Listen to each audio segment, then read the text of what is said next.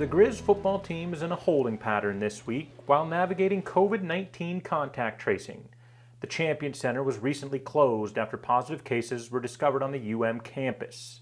You test negative, you still get quarantined if you've got a contact with someone who's a positive coronavirus. If nothing's different in the spring, there's no way right now we could play.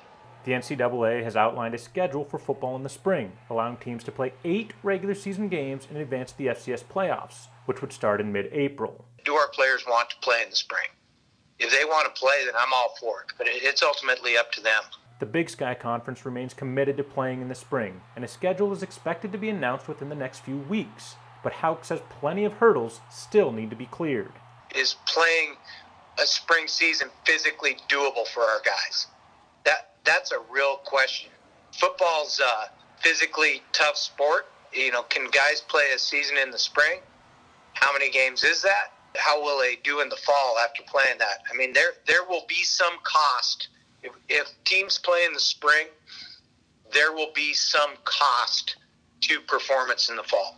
Hauk said at least 50% of teams need to play for the NCAA to move forward with the FCS playoffs in the spring, and the bracket has been reduced from 24 teams to 16, including 11 automatic qualifiers. They're giving a bunch of auto bids to teams that aren't the best teams in the country, certainly, while reducing the size of the field, which I think is just abject nonsense. The Grizz were one of 4 Big Sky Conference teams to qualify for the playoffs last year, and Hauk has a team capable of making another postseason push this season. We're better up front than our previous 2 on both sides of the ball, and we've got depth and I think really solid personnel at every position. In terms of some of the great teams we've had here in the past, those were 2 common themes on all of those teams.